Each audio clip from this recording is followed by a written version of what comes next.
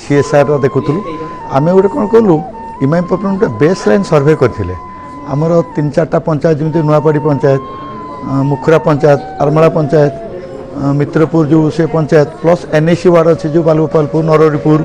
ये सब वार्ड रे गोटे आम बेस लाइन सर्वे करूँ से बेस लाइन सर्वे आम देखा फाइंड आउट कलु जे आमर 9 जन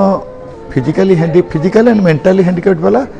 सरकारी सहायता पाई ना जदि पाई पाखे से जिनस ना खराब हो नष्ट हो तेणु आम मैनेजमेंट को अप्रोच कलु ये आम गोटे दबा व्हील चेयर दबा कहीं डिमांड अच्छी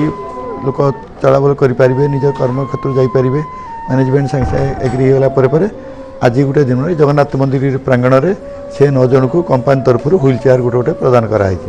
आ सबुठ खुशी दिन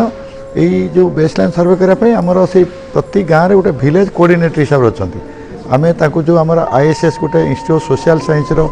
टीम थिले सहित विलेज प्रति जो गाँव गले से विलेज कोऑर्डिनेशन थे से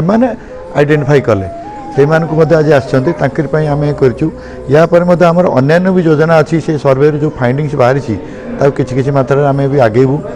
तेणु आजिकार जो गोटे जो देलु ये आरती मंडप जगन्नाथ मंदिर प्रांगण में आमर जे मुख्य अच्छा सीनियर प्रेसिडेंट श्री आशीष गुप्ता सी थे मुख्य अतिथि से रही सहधर्मणी श्रीमती वंदना गुप्ता लेडीज क्लब प्रेसिडेंट सी भी उपस्थित थे और होता मैडम खुंटिया मैडम से प्रेजेंट थे एवं आमर सीएसआर टीम